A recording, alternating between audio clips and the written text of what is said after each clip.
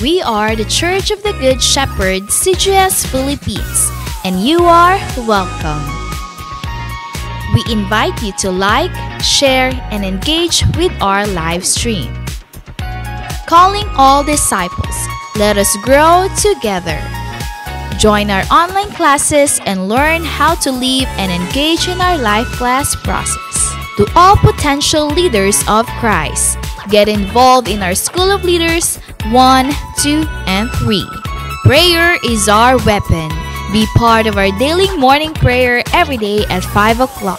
Corporate morning prayer via Zoom every first Friday of the month. In-person corporate prayer every last Monday of the month. Leaders of this generation, engage in our leaders meeting with our senior pastor, Pastor Rami Hinares Jr., every Tuesday at 7 p.m. Indeed, we are unstoppable, and the church is getting bigger. Again, we are the CGS Philippines, and we have the vision.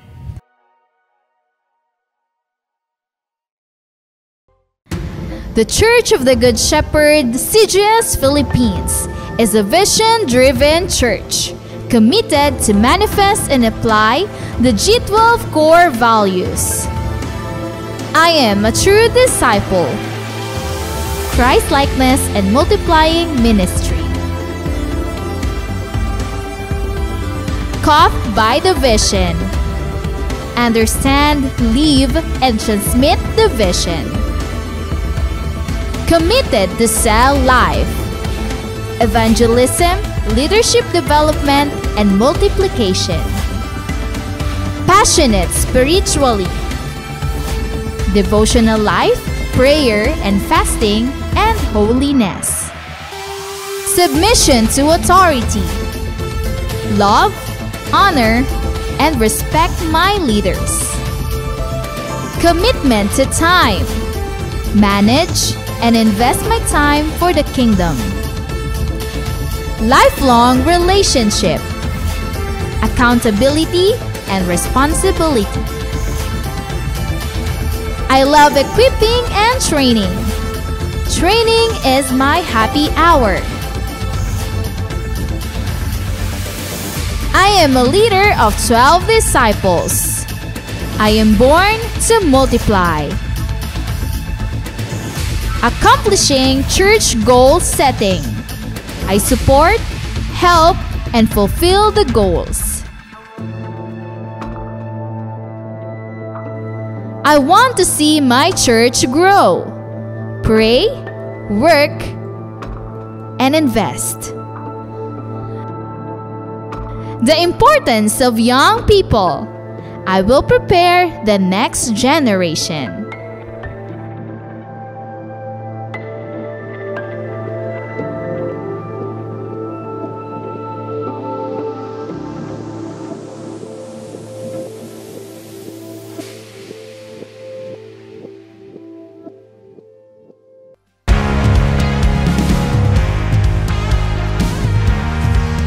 The Church of the Good Shepherd, CGS Philippines, is not just a building, but it is about people who embrace God's vision that lives its purpose, loving God and loving people. Previous years might be tough years due to the pandemic, but because of God's faithfulness to His church, the vision became even clearer and the calling of His disciples became louder. Through our online platforms, unexplainable breakthroughs become possible, and the church grows bigger and greater. With the help of God's vision manifested to His disciples and leaders, winning people became unstoppable, not just here in the Philippines, but also all around the world. Disciples, leaders, and pastors in different churches became one in spirit to continue to rise up and expand the territory of God's kingdom. As we celebrate and worship the Lord, more than 1,000 disciples woke up early at 6 in the morning for our online simbahay. And to further develop them, more people were involved in the process of discipleship. First in life class, where they learned how to live a life according to the will of God. After life class, to continue the works of God's vision, disciples were trained and equipped through the School of Leaders 1, 2, and 3. Truly, God is faithful and He will not let the church stay ordinary.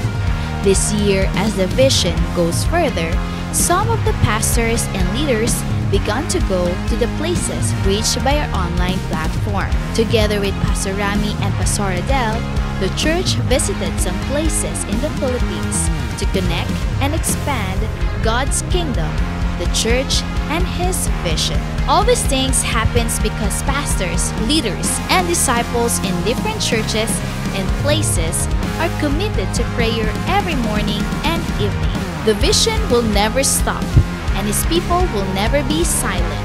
It is true, the latter house is greater than the former, where we are the church of the Good Shepherd, and we have the vision.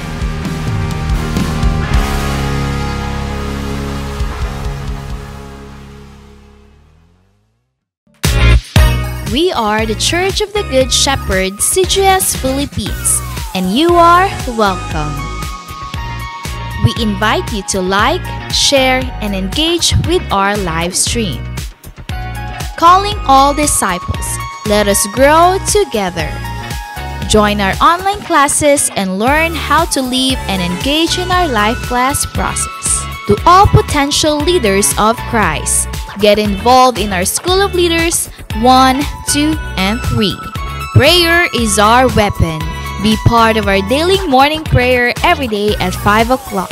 Corporate morning prayer via Zoom every first Friday of the month. In-person corporate prayer every last Monday of the month. Leaders of this generation, engage in our leaders meeting with our senior pastor, Pastor Rami Hinares Jr., every Tuesday at 7 p.m. Indeed, we are unstoppable, and the church is getting bigger. Again, we are the CGS Philippines, and we have the vision.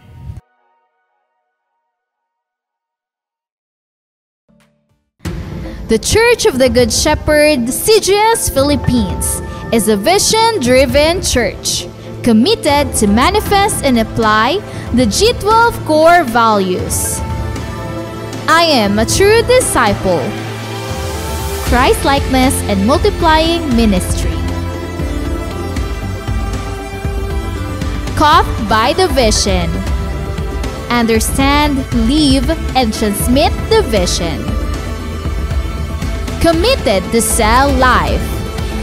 Evangelism, leadership development, and multiplication.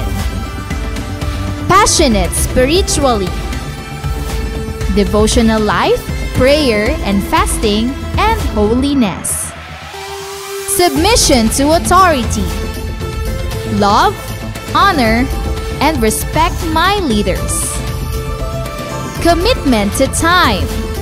Manage and invest my time for the kingdom. Lifelong relationship. Accountability and responsibility. I love equipping and training. Training is my happy hour.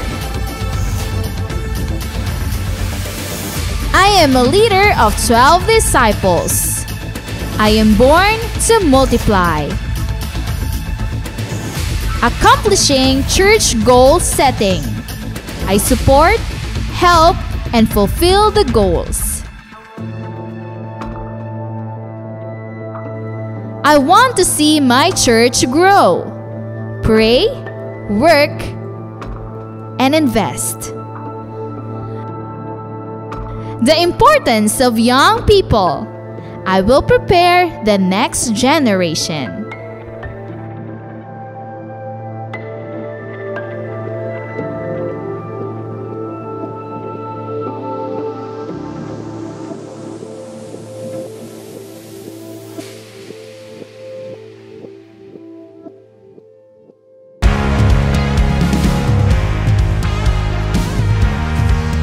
The Church of the Good Shepherd, CGS Philippines, is not just a building, but it is about people who embrace God's vision that lives its purpose, loving God and loving people. Previous years might be tough years due to the pandemic, but because of God's faithfulness to His church, the vision became even clearer and the calling of His disciples became louder. Through our online platforms, unexplainable breakthroughs become possible, and the church grows bigger and greater. With the help of God's vision manifested to His disciples and leaders, winning people became unstoppable, not just here in the Philippines, but also all around the world. Disciples, leaders, and pastors in different churches became one in spirit to continue to rise up and expand the territory of God's kingdom. As we celebrate and worship the Lord, more than 1,000 disciples woke up early at 6 in the morning for our online simbahay. And to further develop them, more people were involved in the process of discipleship. First in life class, where they learned how to live a life according to the will of God. After life class, to continue the works of God's vision, disciples were trained and equipped through the School of Leaders 1, 2, and 3. Truly, God is faithful and He will not let the church stay ordinary.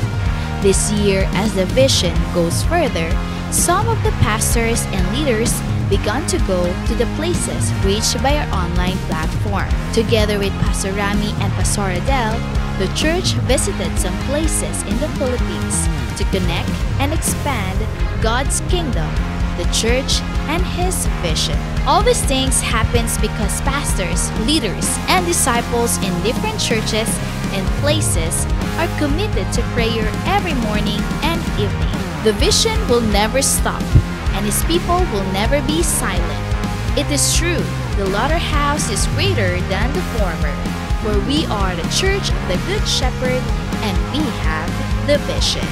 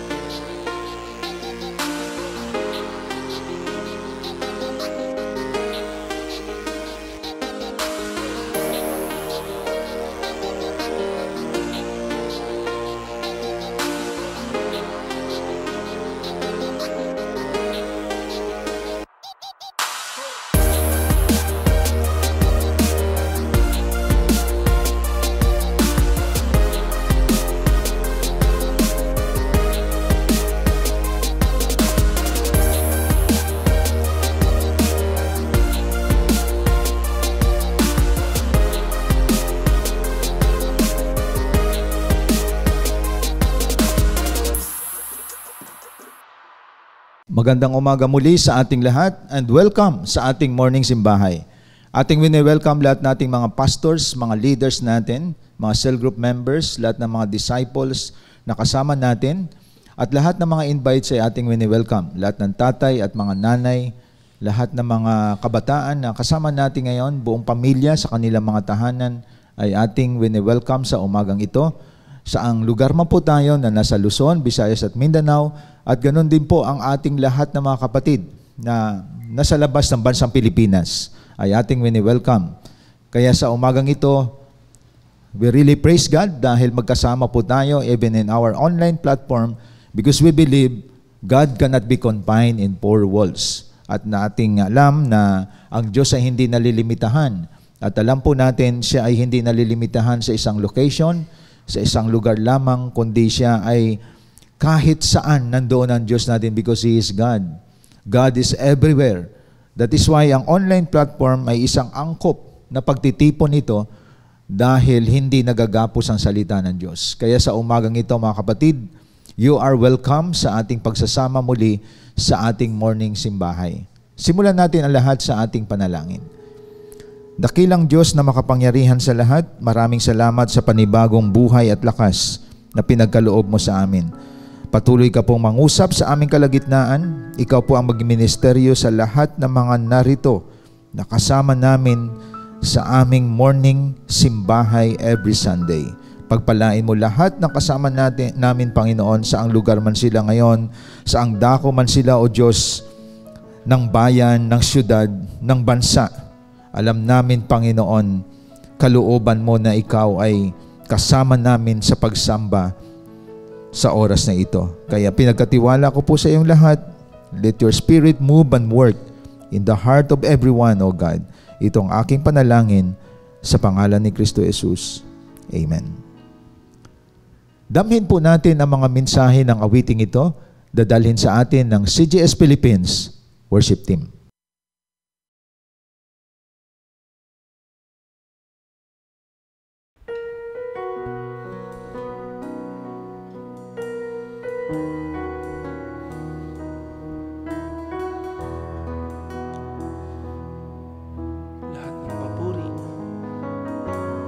Sa iyo, Panginoon. Manahan ka sa aming puso. Ikaw ay kumilos sa oras na ito. O Jesus,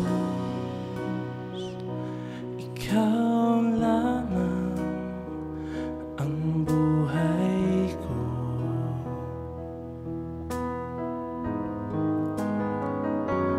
O Jesus, ikaw lamang ang buhay ko.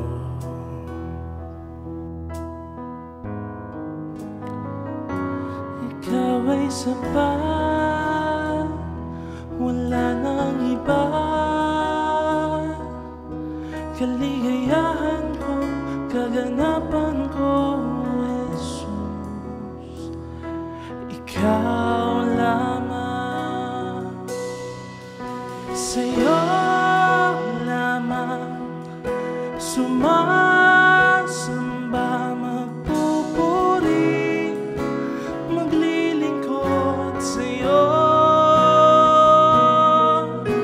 Ikaw ay tapat, sa'yo magtitiwala sa habang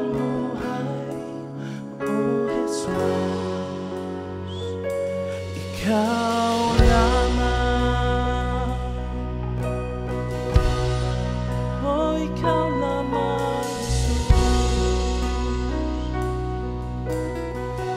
Minsan pa, oh Jesus, ikaw lamang ang buhay ko.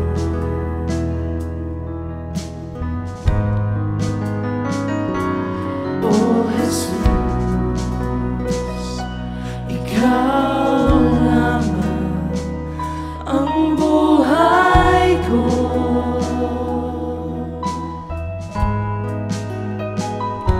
Ikaw ay sapat,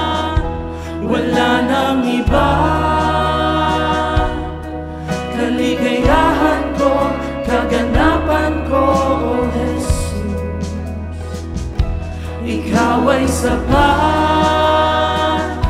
wala nang iba. Kaligayahan ko, kaganapan ko, O Jesus. Ikaw lamang, sa'yo lamang sumasamba, magpupuri, maglilingkod sa'yo. Ikaw ay tapat, sa'yo magtitiwala sa habang buhay, O Jesus. Sa'yo lamang, sa'yo lamang sumasamba, magpupuri, maglilingkod sa'yo. Ikaw ay tapat, sa'yo magtitiwala sa habang buhay, O Jesus. Ikaw ay sapat, ikaw ay sapat, wala nang iba. Amen. Kaligayahan ko, kaganapan ko, O Jesus. Ikaw ay sapat, wala nang iba. Kaligayahan ko, kaganapan ko, O Jesus. Ikaw ay sapat, ikaw ay sapat, wala nang iba, wala nang iba. Yes, Lord. Kaligayahan ko, kaganapan ko, O Jesus. Ikaw ay sapat, ikaw ay sapat, wala nang iba, wala nang iba.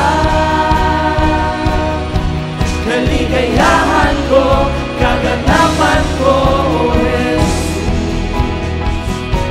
Ikaw lamang, sa'yo lamang sumasamba, magpupuri, maglilingkod sa'yo. Ikaw ay tapat, sa'yo magtitiwala sa habang buhay, O Jesus. Sa'yo lamang sumasamba, magpupuri, maglilingkod sa'yo. Ikaw ay tapat, sa'yo magtitiwala sa habang buhay, O Jesus. Sa'yo lamang sumasamba, magpupuri, maglilingkod sa'yo. Ikaw ay tapat, sa'yo magtitiwala sa habang buhay, O Jesus. Ikaw lamang, oh, ikaw lamang.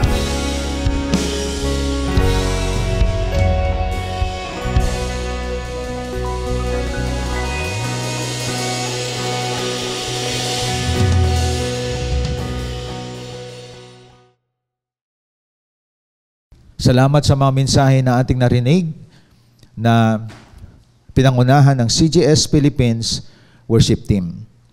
Buksan natin ang ating mga Bible, mga kapatid. And I know may mga Bible kayo, notebook at ballpen. At bigyan natin ng solemn time ang ating Diyos dahil oras ito ng ating Panginoon. So ang ating pag-usapan matatagpuan sa Hebrews 12:26 to 29. Ang sabi po dito, And his voice shook the earth then, but now he has promised, saying, Yet once more I will shake not only the earth, but also the heaven. This expression, yet once more, denotes the removing of those things which can be shaken, as of created things, so that those things which cannot be shaken may remain. Therefore, since we receive a kingdom which cannot be shaken, let us show gratitude by which we may offer to God an acceptable service with reverence and awe, for our God is a consuming fire. Ngayong umaga, ang ating pag-usapan is about unshakable. Pag sinabing unshakable, hindi magigiba. At dito sa binasa po natin, everything will be shaken, ngunit may matitira na hindi magigiba. Kaya nga sa panahon natin ngayon mga kapatid, tiyakin natin na ang ating sinasandalan ay unshakable. Pag sinabing unshakable, cannot be shaken, at the same time hindi masisira, hindi magko-collapse, hindi ito magigiba. That is why ang tao madaling masira, ang buhay niya madaling mag-collapse kasi sumasandal siya sa mga bagay na nagko-collapse o nasisira. So anything na makikita natin ay nagkakaroon yan mga kapatid ng deadline at nasisira yon. If there is violation, there is shakening. Tandaan po natin to. That is why ang paksa natin is unshakable. Ating alamin ano ang mga bagay o ano ang mga tinutukoy ng Bible na unshakable. Hindi magigiba, hindi masisira, at dapat dyan po tayo sumasandal. Halimbawa, may mga nagtatrabaho sometimes para sa kanila, ang tingin nila sa kanilang kumpanya ay talagang forever. Nandyan na binigay ang oras, ang panahon, hindi na makapag-church. Dahil ang tingin sa kanyang company, ito na yung bread and butter niya. At pati ang paglilingkod kay Lord, hindi na siya nagpapatuloy. Nagsara ang company. Na-depress. At na-dismaya.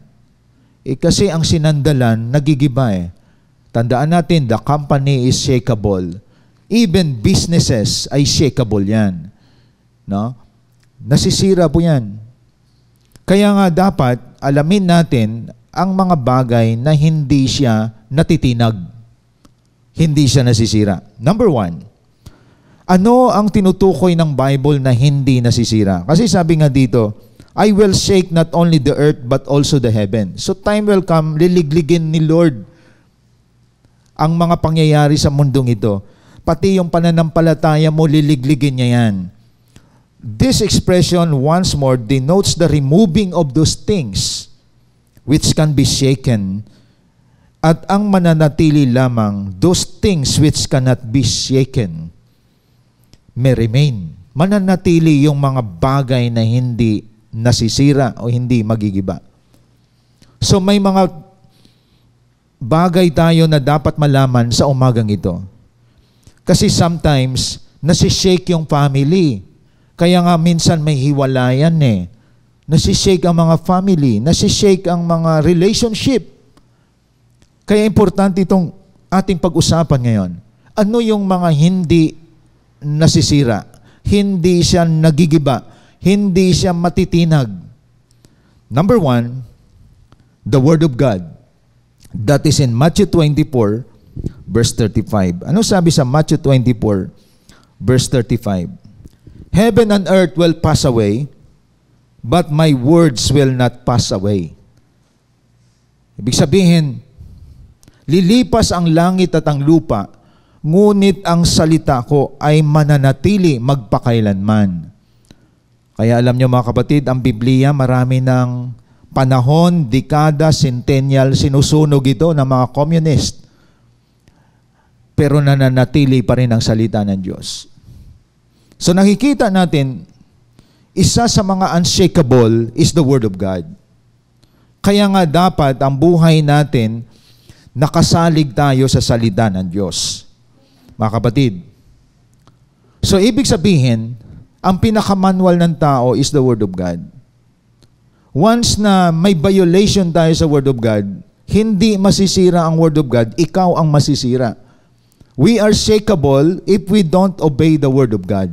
Kaya mapapansin ninyo, marami naniniwala sa Bible, hindi naman nagdi-devotion. Hindi naman sumusunod. Kaya pagdating ng mga pagsubok, madali kang bumigay.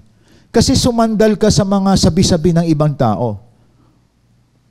Doon ka palagi nakasandal sa opinion ng ibang tao. Hindi ka nagbabad deeper sa Word of God.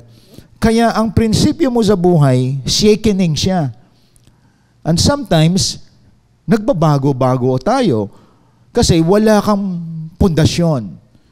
Ang pinakapundasyon ng buhay ng tao is the Word of God because the Word of God is unshakable. Like for example, tingnan po natin, halimbawa ito. Kaya tayo naging shakeable, ina-adapt natin ang wala sa salita ng Diyos. For example, mabuti na lang, although sa ibang bansa legally sinusunod na nila ito, pero sa atin, dito sa Pilipinas, hindi pa naging legal ito. Like for example, divorce. Sa ibang bansa, ang divorce ay legal sa kanila. Paghihiwalay sa mga mag-asawa. So, the Bible said, I hate divorce. Ibig sabihin, ang paghihiwalay ay hindi kalooban ng Panginoon. Pangalawa, same-sex marriage. Kinakasal na ang lalaki sa lalaki, babae sa ibang bansa. Pero sa atin ay hindi ito nagkaroon ng batas. So kapag nangyari yan na ang bansa ay sumuway sa salita ng Diyos, ang bansang yon ay matitinag. Ang pamilya matitinag, masisira. Kasi violation sa Word of God. So yun ay contradict sa Word of God. Same-sex marriage, divorce, at ano pa? Mga kapatid, yan ay isang violation, abortion. Ang sa ibang bansa, kapag ayaw mong mabuntis, pwede mo ipalaglag. And that is legal sa ibang bansa. Pero ang salita ng Diyos ay laban sa ganong gawain. Kaya nga ang bansa na pinagpapala ay sumusunod sa salita ng Diyos. So dito makikita natin, hindi legal sa ating bansa ang abortion, ang divorce, at the same time, hindi legal sa ating bansa, mga kapatid, ang same-sex marriage. So mapapansin po natin, napakahalaga na dapat mong malaman saan ba ako sumasandal, saan ako naglalagay ng pundasyon ko. Dapat sa isang bagay na unshakable, and that is the Word of God. Kaya nga, sa araw-araw nating pamumuhay, ang pagsamba natin, morning simbahay, bahagi ito ng pagbibigay natin ng pagsunod sa salita ng Diyos. Pagdidevotion, pagpipray. At diyan ka tumitibay, tumatadag ka. Kasi doon ka sa unshakable. And that is the Word of God. Nilagyan mo ng pundasyon ang buhay mo sa mga unshakable na bagay. So kapag nananatili ka sa isang unshakable, pati ikaw naging unshakable din. Because you apply, you live, you practice everything connected sa Word of God. You practice the Word of God, you live according to the Word of God. Kaya tandaan natin mga kapatid, hindi tayo nakasandal sa ating emotion, hindi tayo nakasandal sa opinion ng ibang tao. Like for example, sa status ng ating bansa, the supreme law of the land is our constitution. Ang bansa natin, naglalarawan din na may sinusundan ng lahat ng mga leadership sa ating bansa. And that is our constitution. Ngayon, kapag nilabag ang constitutional rights ng bawat individual, nagkakaroon po ng friction. So, ibig sabihin, from leadership of the government hanggang sa ibaba, mga kapatid, once na-distort ang constitution ng bansa natin, nagkakaroon ng division. Because constitution is the supreme law of the land. At kapag ang constitutional rights ng isang tao ay nilabag, the effect is violation of leadership. Kaya nagkakaroon ng division of opinion. Kaya ngayon mapapansin ninyo kapag nag-open ka ng Facebook, divided ang Filipino people. Why? It's because may na-violate sa Constitution. Kaya tandaan po natin, kapag may violation, even sa Word of God, buhay mo ay hindi rin nagiging strong. Ganon din, kahit sa government natin. Kapag pilit na dinidistort ang Constitution at ang personal interest ang sinusunod, nagkakaroon ng tinatawag negative reaction ang mga mamamayan. At kita po natin yan, we cannot deny that, mga kapatid. We cannot deny that. Kaya nga, mapapansin po natin, ang Constitution nagbibigay order sa bansa. Ang Word of God nagbibigay order sa buhay po natin. Once we violate the Word of God, nasisira buhay natin. Because the Word of God is unshakable. The Constitution of the Philippines, mga kapatid, guidance ito ng mga nasa leadership. At ito rin ang guide ng mga tao. Once we violate the Constitution, nagkakaroon din tayo ng kaguluhan. Kaya nakikita niyo, mga kapatid, violation of Constitution, violation of the Word of God, ang effect nito, matitinag tayo. So even the government, nasishake. Nagkakaroon ng division. Mga lawyer, mga politika. Why? May tinouch yung Constitution nadidistort. Even the Word of God. Kapag tinouch mo yan, lalaki at babae lang nilikha ng Lord, pinilit mo ngayon na pwede magsamang lalaki at babae, madidistort, tayo ay masisira dyan, mga kapatid. Nilikha ng Lord, lalaki at babae, pinersa mo ngayon yon. That is distortion of the Word of God. Even in our government, kapag nalabag o nilabag ang constitutional rights ng every individual, magkakaroon ng massive reaction, mga kapatid. So nakita niyo po, mga kapatid, importante itong ating pinag-usapan.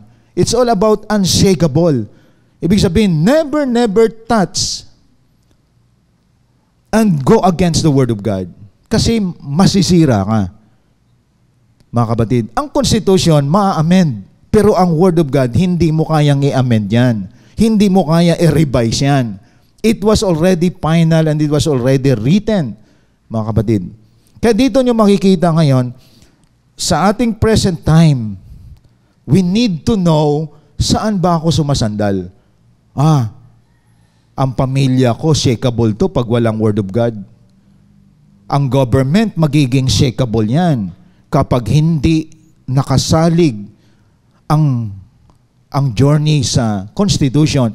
Kasi minsan ang Constitution natin, may halong salita ng Diyos yan, mga kapatid. That is why wala sa atin dito, hindi pa aprobado. Dati malapit na ma-approve yung tinatawag na pagbitay. Di ba? May batas na kung saan pinagdebatihan pa yan. Ngunit, mapapansin po natin, hindi pa yan na-approve sa atin, mga kapatid. Kaya dito nyo makita ngayon, lahat ng galawan natin, dapat may binabatayan tayo.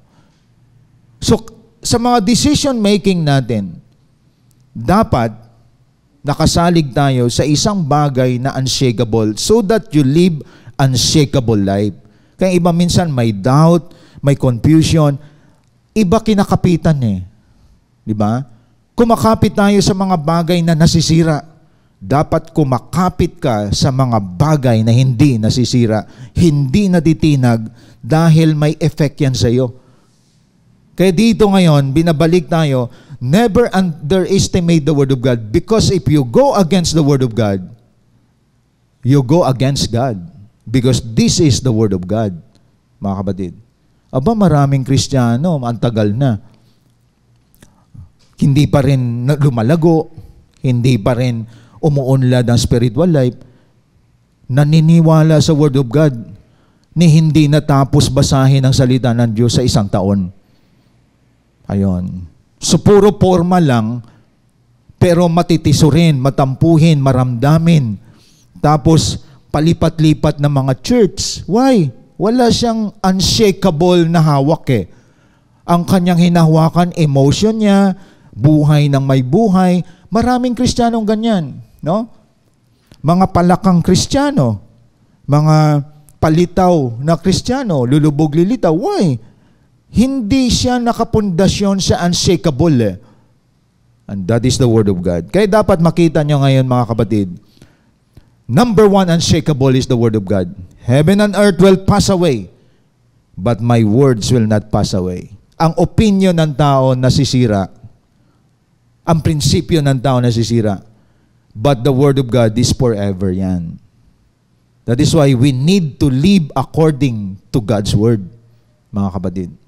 Kaya dito nyo makikita ngayon, kapag sumusunod ka sa salita ng Diyos, naramdaman mo rin sa buhay mo, may kaayusan buhay mo eh. Naramdaman mo rin sa buhay mo, may patutunguhan ka. Why? Because you obey the Word of God. Because it is equivalent to disobedient sa Diyos kapag you disobey the Word of God, mga kapatid. E nakita ninyo, marami hindi pinahalagahan ng mahalaga. Nasa tabi lang niya ang salita ng Diyos, pero ang pinapaniwalaan niya, mga bagay na sinasabi ng mga atheist, sinasabi ng mga taong mali, at yun ang sinusundan niya, kaya mali-mali din ang ginagawa niya. At dapat makita natin mga kapatid, priority sa buhay natin ang Word of God. Even si Satan nagbabasa ng Bible, ikaw lang ang hindi nagbabasa. Kita niyo mga kapatid? Kaya dito makikita natin, ano ba yung unshakable? The Word of God is unshakable. Second, dito makita natin ngayon, number 2 unshakable is the Church of God. Dapat maintindihan natin, marami kasi nagtuturo, ang church daw, mga tao na-redeem by the blood of God, na-redeem ni Jesus Christ. Pero ang tingin sa church pa rin until now, yung nagsasalita na ecclesia is about people, sa Greek word ng church. Pero ang iba, building pa rin, gusali pa rin ang tingin ng church. Kaya mapapansin ninyo, si GS Philippines is a group of people, ito yung church. Nasa Pilipinas ka, nasa ibang bansa ka, nasa Korea ka, Japan ka, Dubai, Canada, Australia, anumang bansa nandoon ka, mga kapatid, Malaysia, saan bansa man kayo? Sa pagtitipong ito, we are the church. Mga kapatid, we are the church. Nasa Hong Kong ka man,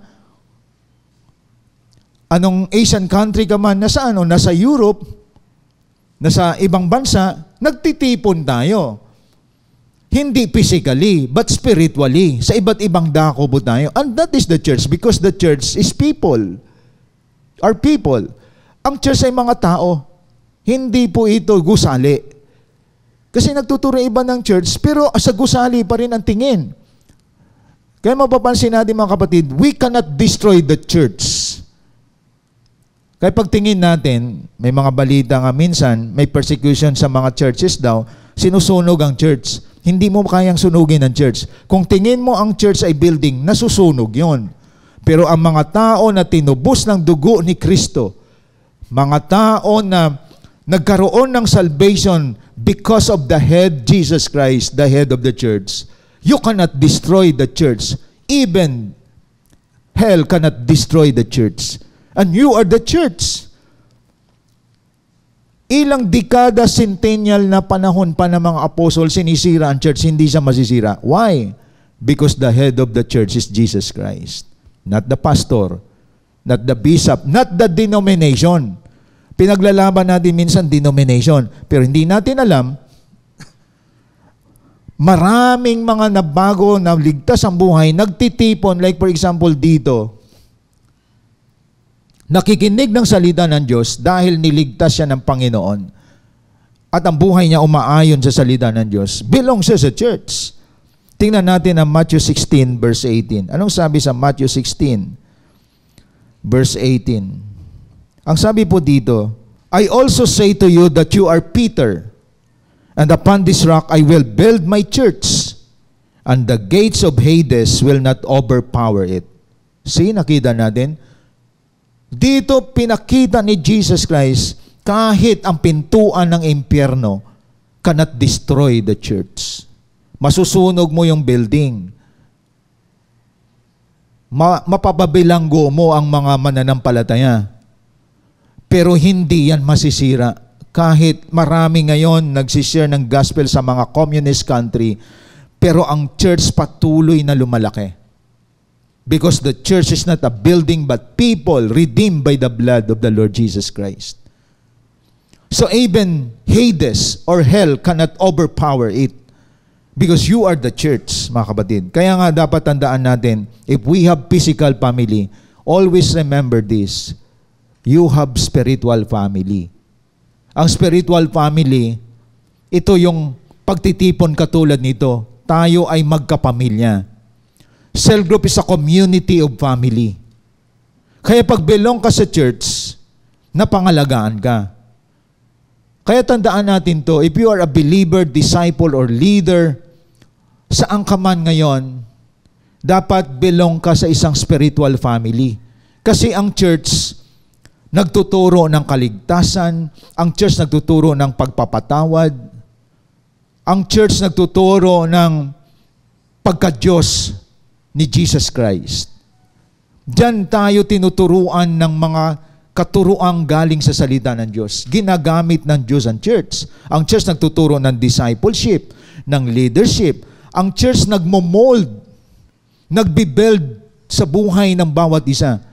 Kaya pansinin ninyo, ang taong walang church family, kahit sabihin niya pang Christian siya, hanggang ngayon, bansot pa rin ang kanyang pananampalataya. Wala nag-aalaga eh. Ang taong walang church, katulad ng isang taong ligaw, walang inuuwi ang sariling tahanan. Kaya church is a blessing. Because church is unshakable, mga kapatid. Kaya tingnan ninyo yung may church family, kahit dito sa atin. Marami sa kanila, hindi ayaw nila ng church na nakikinig lang sila. Napunta sila sa CGS Philippines at ngayon, they are now a leader of leaders. Na-develop sila, na-improve sila. At lalo pang lumawak ang horizon ng kanilang responsibility. Nag-grow sila. Ang iba naman gusto lang kumain ng kumain. Naghahanap sila ng lugar na hindi sila ginagamit.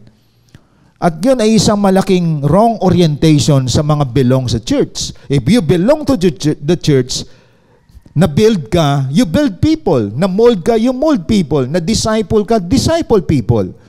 That's the function of the church.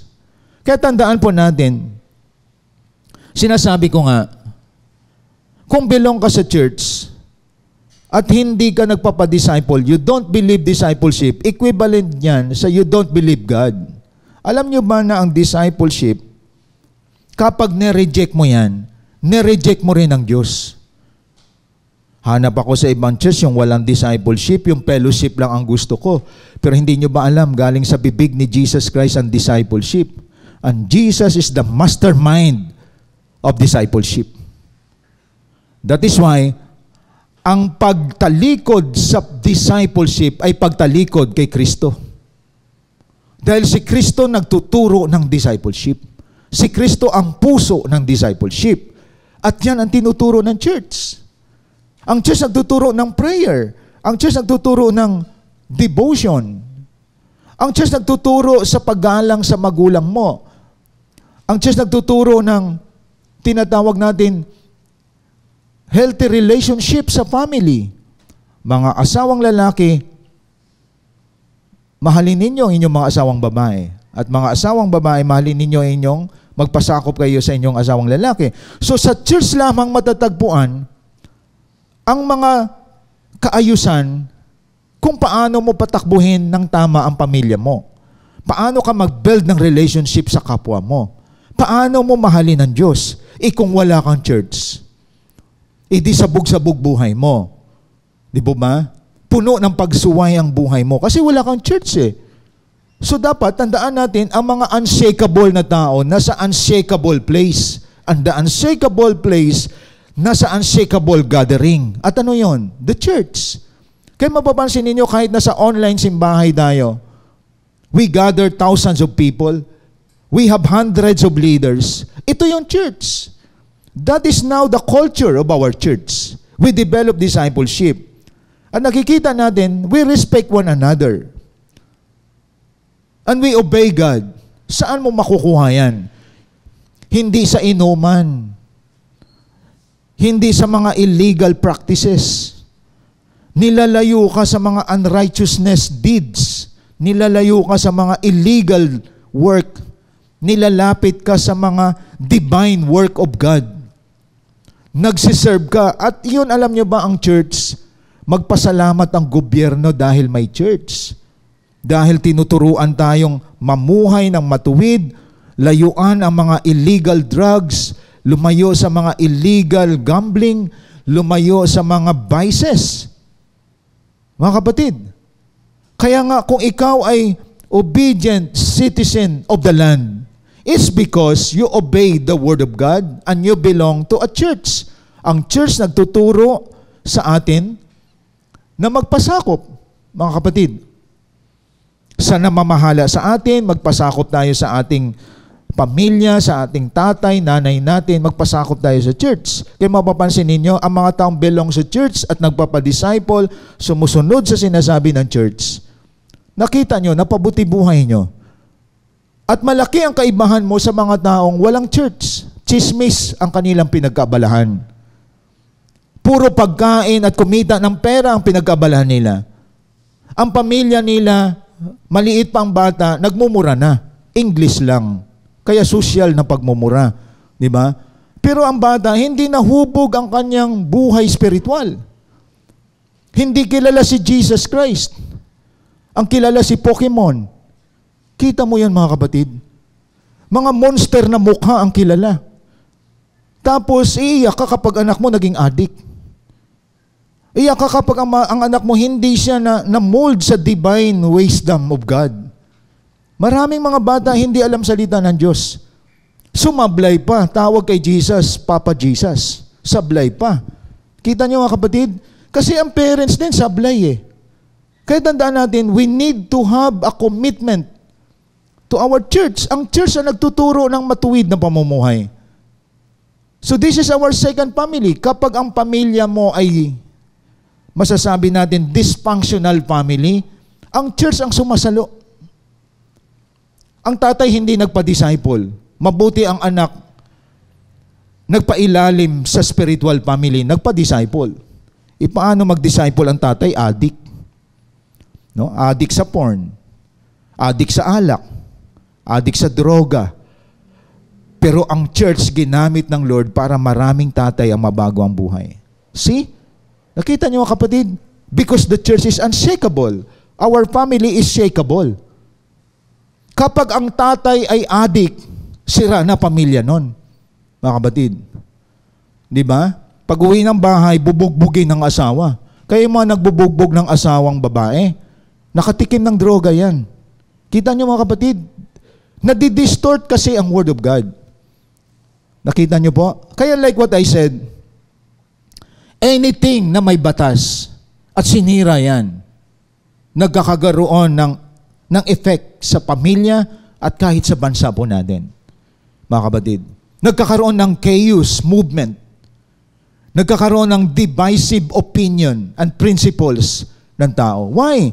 Na-violate ang Word of God eh. Na-violate ang Constitution. Walang church na pinapasukan eh. Di po ba? Ang church nagsasawayan. Di po ba? Nandyan sa church ang mentorship. Nasa church ang coaching. Kino-coach tayo na mamuhay na matuwid. Ang nangyari sa'yo, binangga mo ang church.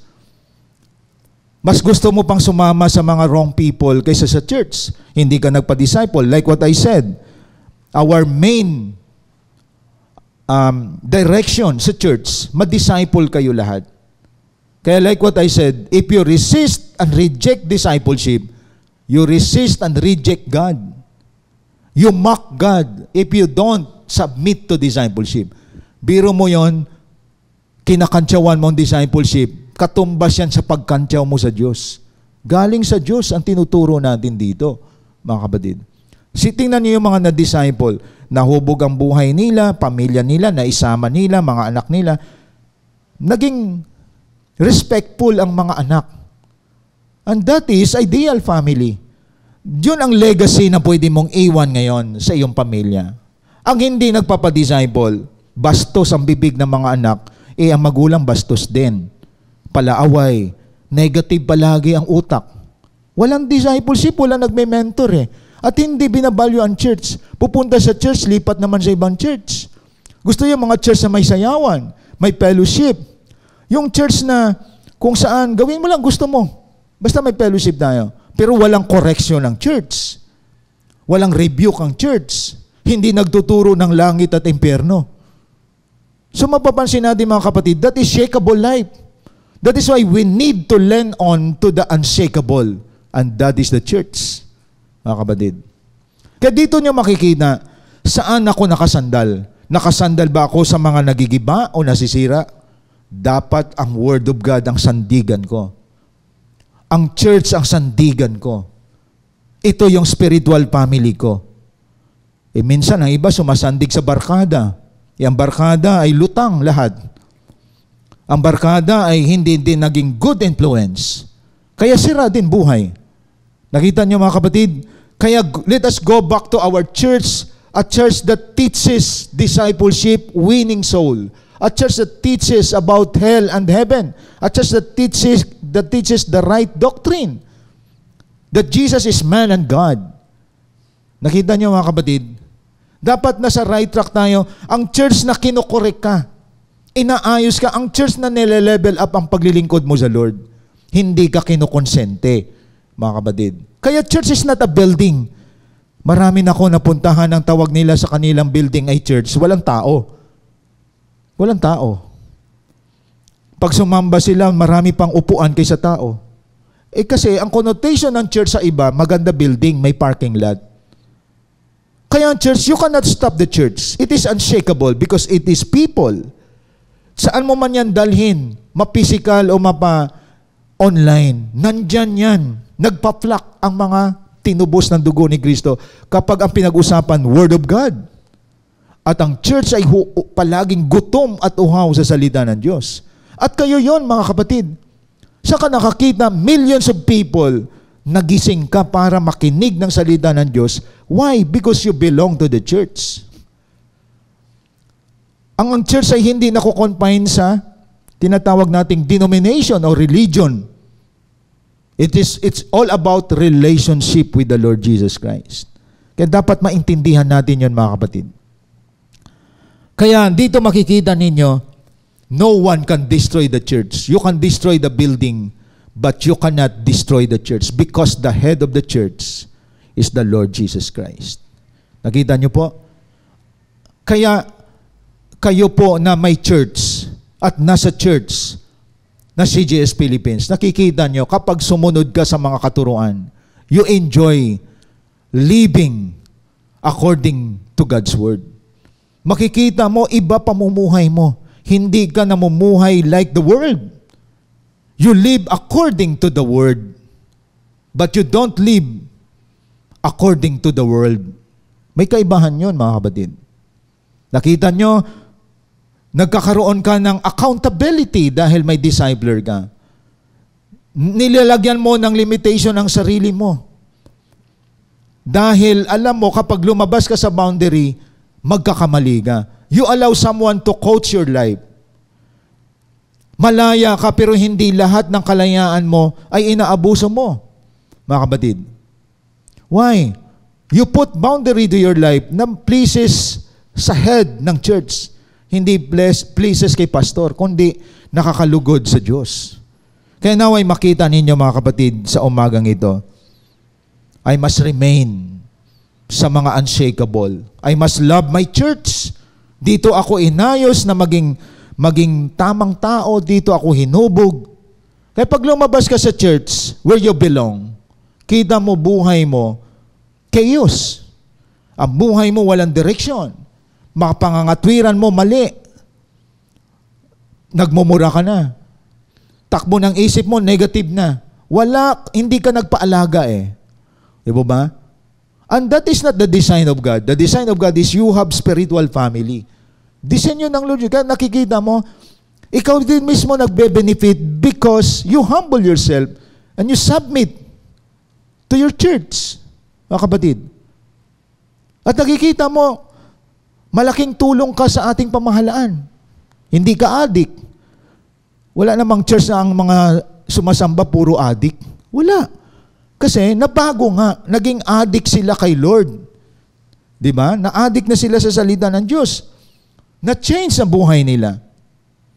Kaya church is a blessing to our community, to our nation, and to your physical family.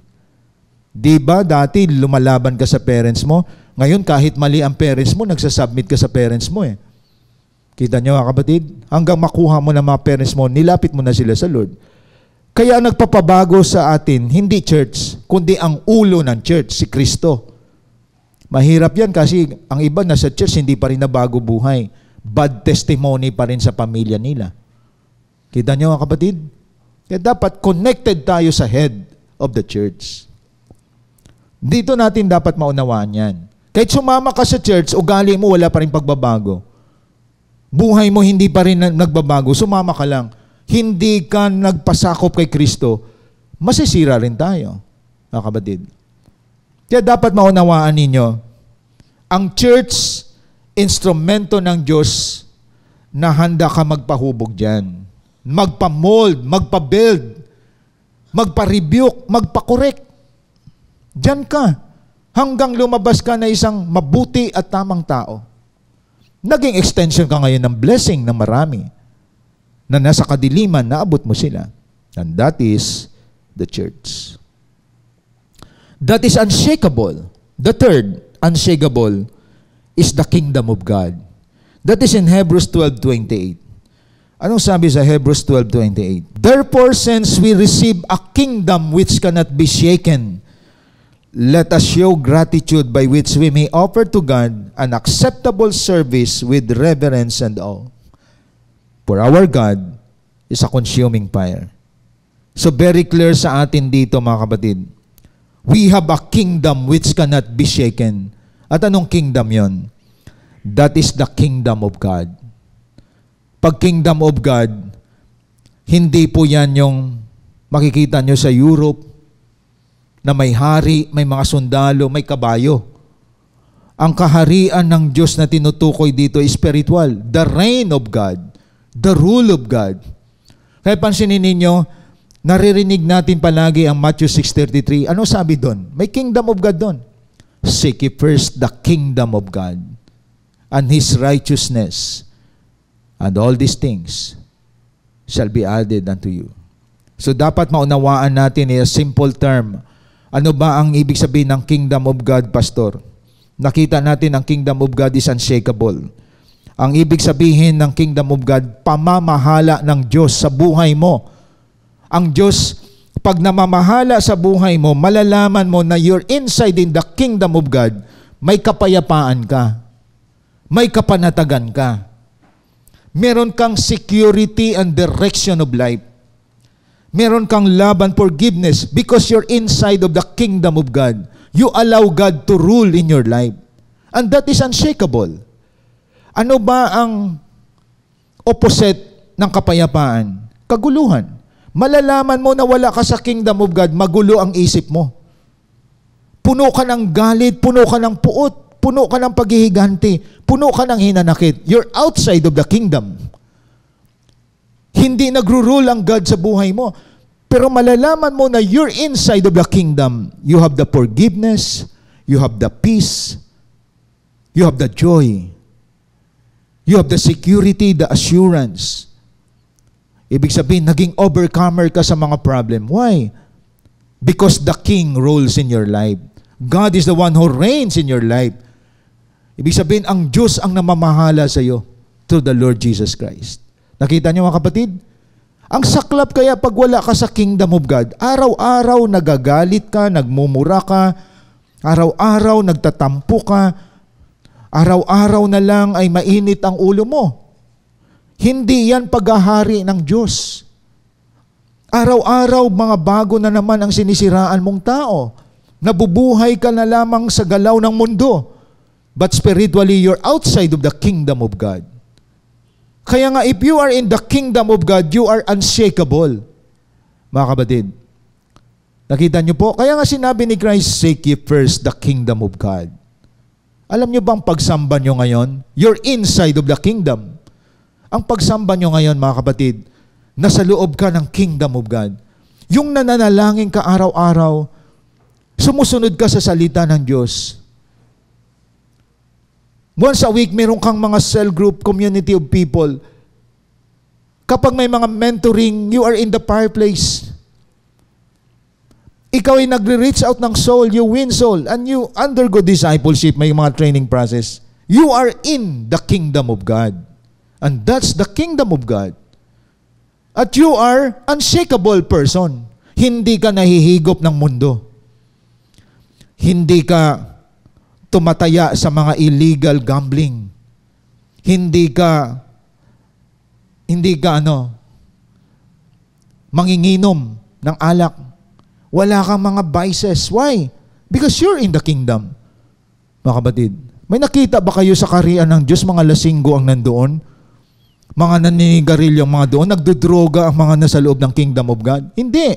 Ang mga nasa kingdom of God, may purity of life, lumalayo sa kasalanan, namumuhay ng matuwid, because the king of the kingdom is Jesus Christ. Mga kapatid. Kaya unshakable ang kingdom of God. Nasishake ang ating pamahalaan. Nasishake ang ating pamilya. Nasishake ang company, ang businesses, ang relationship, but no one can shake the kingdom of God.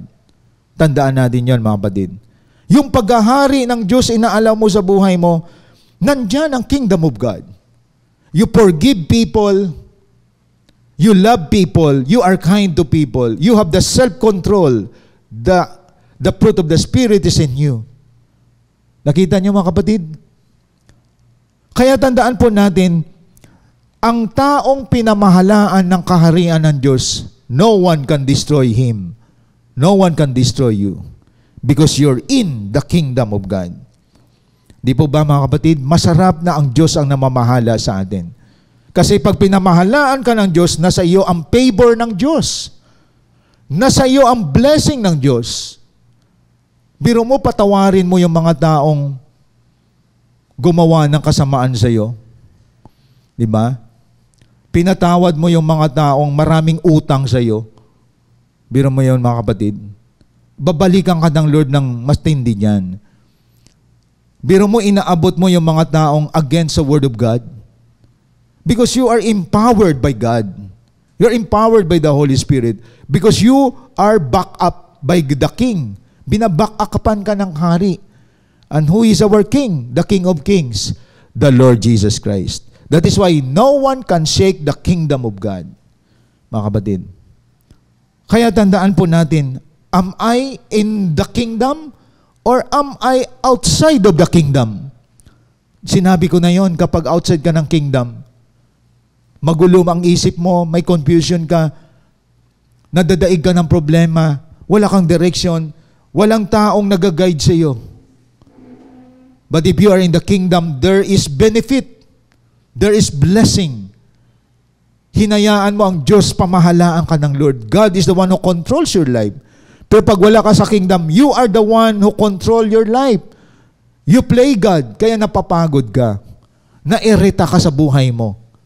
Kaya tandaan natin, mga kapatid, ngayong umaga makikita ninyo ngayon, sumandal tayo sa mga bagay na hindi nagigiba. And that is the kingdom of God. Kaya sa ating pagtatapos, tandaan natin, ang tatlong ito, dapat meron tayo nito. Ito ang nagpapatibay sa buhay natin. The Word of God is unshakable, the Church of God is unshakable, and the kingdom of God is unshakable. That is why let us hold on to what is unshakable, for it provides security, protection, and our solid foundation forever. We really praise God for that.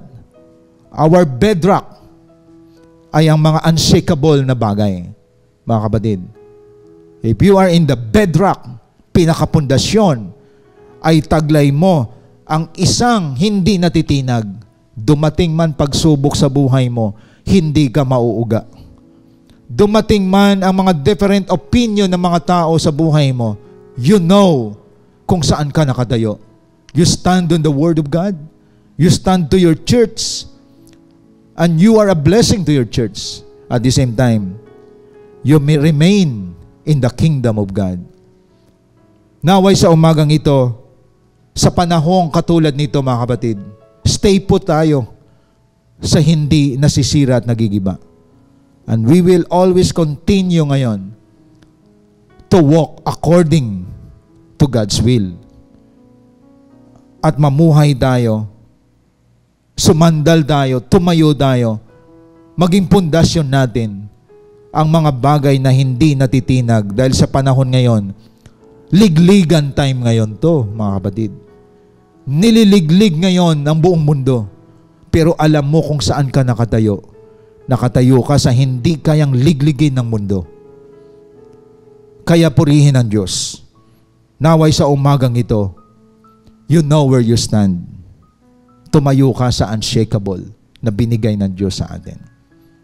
Sa oras na ito, sama-sama nating pagbulay-bulayin ang mensaheng dadalhin sa atin ng CGS Philippines Worship Team.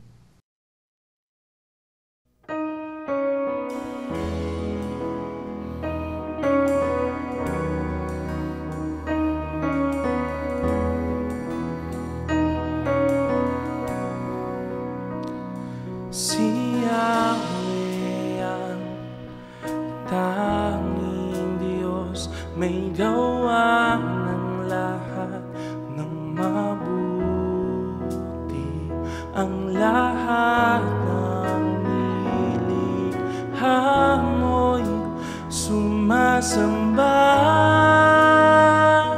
sa iyo.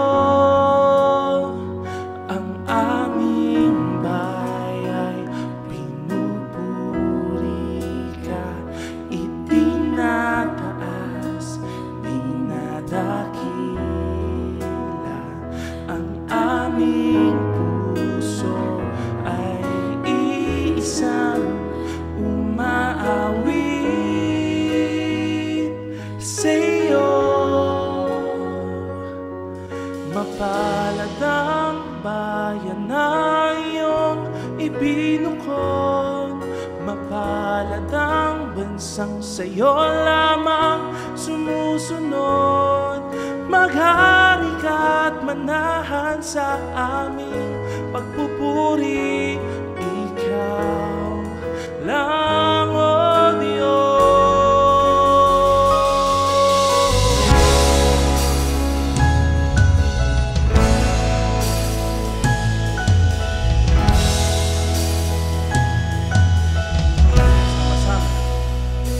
Si Yahweh ang tanging Diyos, may gawa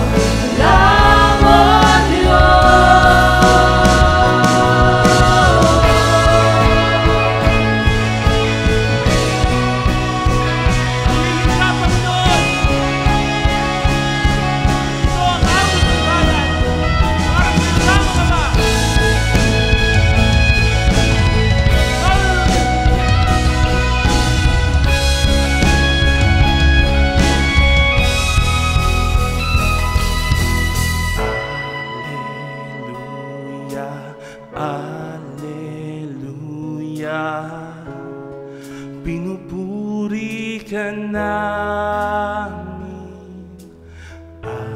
Alleluia, Alleluia.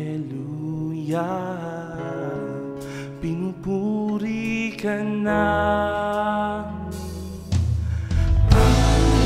Pinupuri ka namin. Alleluia, Alleluia. Pinupuri ka namin. Alleluia, Alleluia. Pinupuri ka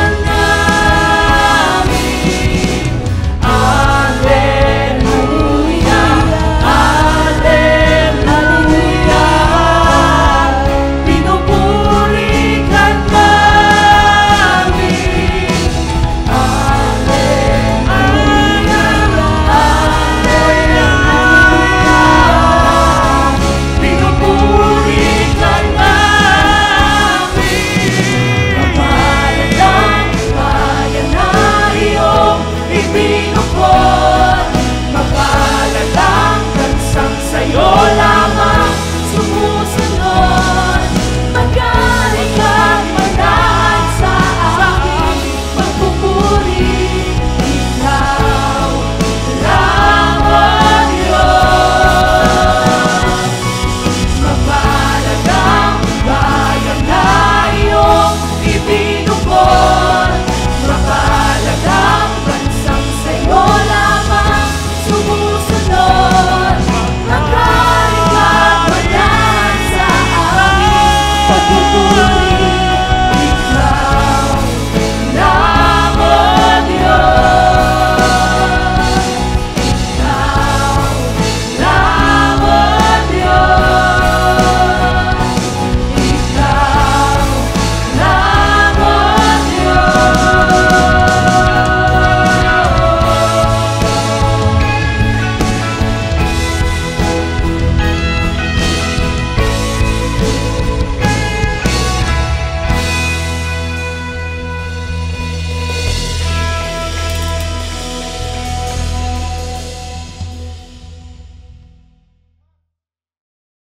Isang pribilehiyo na ating kasama ngayon sa online platform, ang isang kapatiran po natin, a member of Gideon. Siya po ay isa sa mga Gideon Camp Chaplain dito sa ating bansa.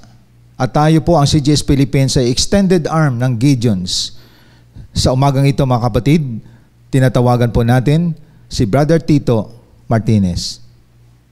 Umalis ka dito. You don't belong here.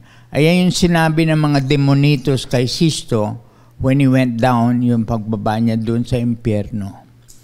Eto si Sisto, sundalo to ng Brazilian Army. And while he was in the service, he didn't do so well kasi he got involved with drugs. Eventually, natanggal siya sa serbisyo.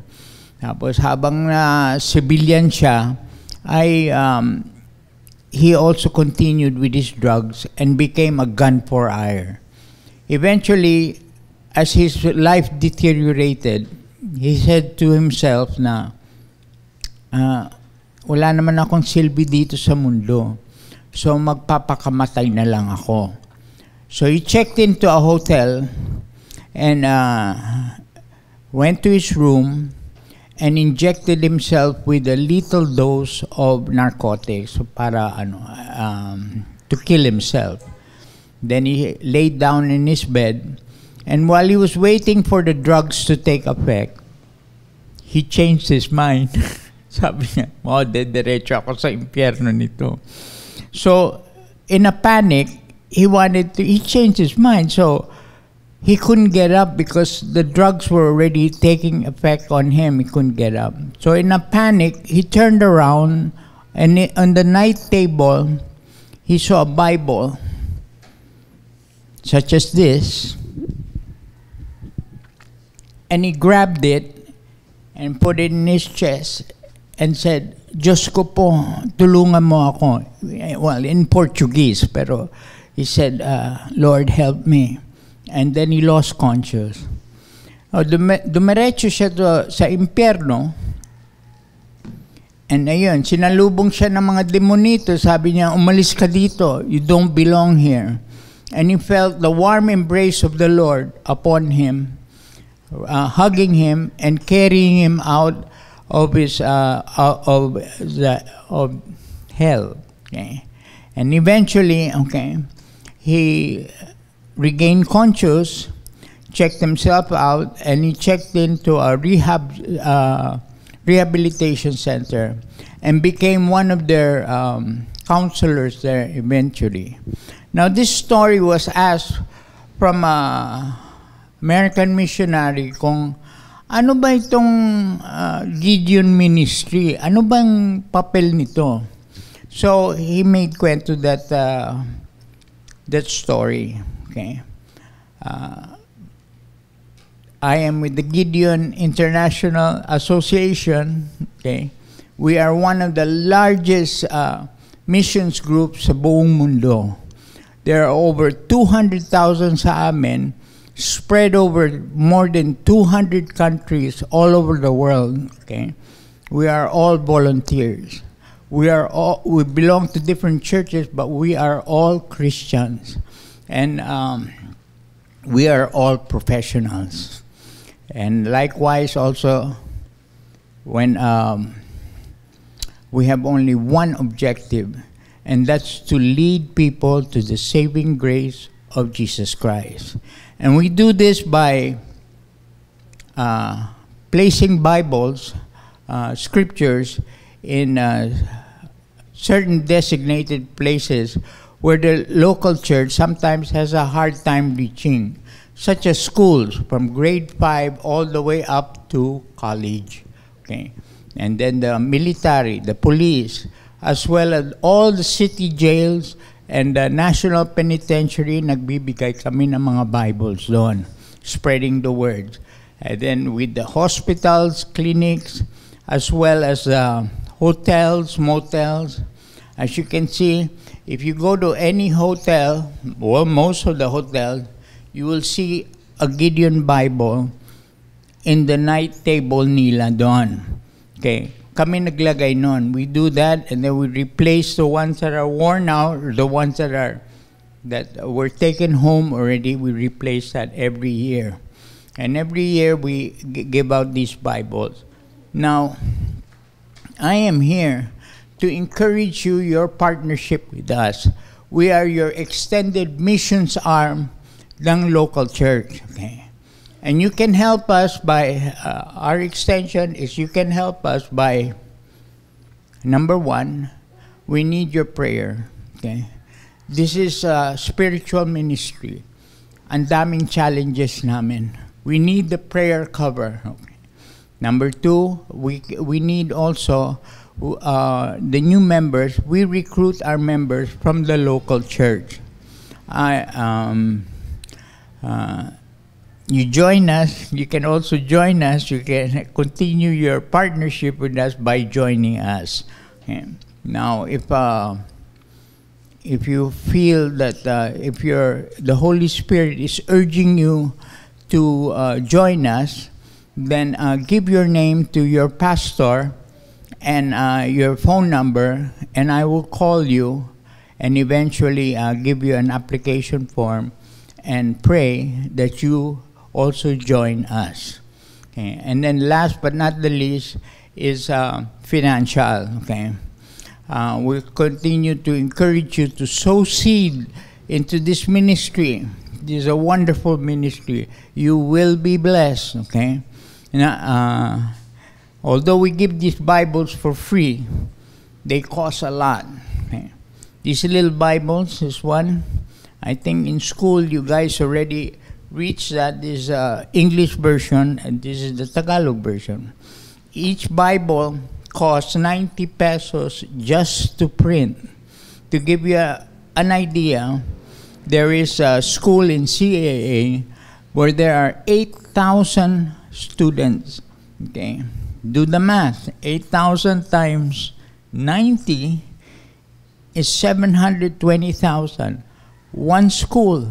Every year yan, okay? We although we get support from the other The other churches, the ones in the States, we still need the printing of Bibles. All those that we receive for the printing of Bibles from the churches, it goes straight to this printing of Bibles. Solely, it doesn't go to us, okay? All of this, our expenses is sa amin lahat yan. Our time, our gasoline expense, and everything. The transportation expenses and all that. Okay. Now, the reason why it's given free is because the chances an unbeliever will buy a Bible is very small. Okay? He won't buy a Bible. Okay? And so that's why it's given free in those areas that I mentioned earlier. Now, every 2 seconds, there is a Gideon handing out a Bible to somewhere around the world. You may not be there in Europe or Sweden or the U.S. with that Gideon giving that Bible. You may not experience that. But as you continue your support with us, your partnership with us, although that Gideon sowed, you watered, but it is God that gives the increase. You participate in the harvest of souls. Okay. Well, thank you for allowing me to present Gideon Ministry to this churches, and God bless you all. Amen. At tayo po ngayon ay sama-samang lumapit sa ating Diyos na buhay. Let us pray. Dakilang Diyos na makapangyarihan sa lahat, nagpapasalamat kami sa panahong katulad nito, Panginoon. Nakikita mo sitwasyon ng aming bayan, ng aming bansa. Nakikita mo, Lord, ang sitwasyon ng bawat pamilya. And we really praise God, O God, because we stand sa mga bagay na hindi matitinag. At ito ang magbibigay sa amin ng strength, ng security and protection. I pray, sustain the life of your people, na sa panahon ng ligligan ngayon, mananatili ang aming pananampalataya sa iyo. Mananatili kami sa iyong mga salita. Sapagkat, sabi mo, hindi ko kayo pababayan at iwanan. Ang mga salita mo, O Diyos, ang aming sandigan, ang iglesia na binigay mo sa amin, ang aming tahanan, at ang kaharian mo, O Diyos, ang patuloy na mag-move forward. Ang kaharian mo, O Diyos, ang patuloy na ma-propagate sa mundong ito upang lalong makilala ka bilang aming Panginoon at tagapagligtas. I pray blessing to all of your people today sa ang lugar man sila ngayon, Panginoon. Pagpalain mo lahat ng mga anak mo na patuloy na maging matatag sa kanilang paglilingkod sa iyo. Itong aking panalangin sa pangalan ng Ama, ng Anak na si Kristo Jesus, at ganon din ng Banal na Espiritu Santo. Pagpalain mo kaming lahat. In Jesus' name I pray. Amen and amen. Thank you and God bless po sa ating lahat. Hope you've been blessed by the message of God today as we continue to extend our calling in loving God and loving people even in online, and keep you more updated to our journey in God's vision. Connect to us wherever you are. Like our Facebook page, follow us on our Instagram account,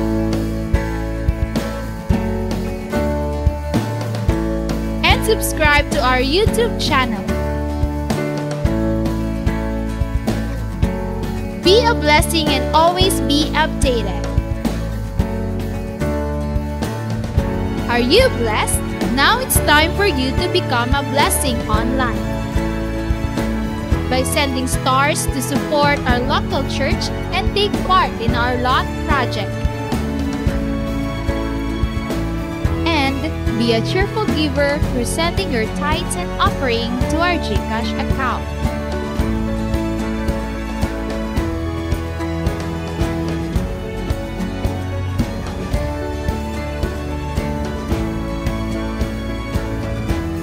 See you on our next online worship. Thank you and God bless.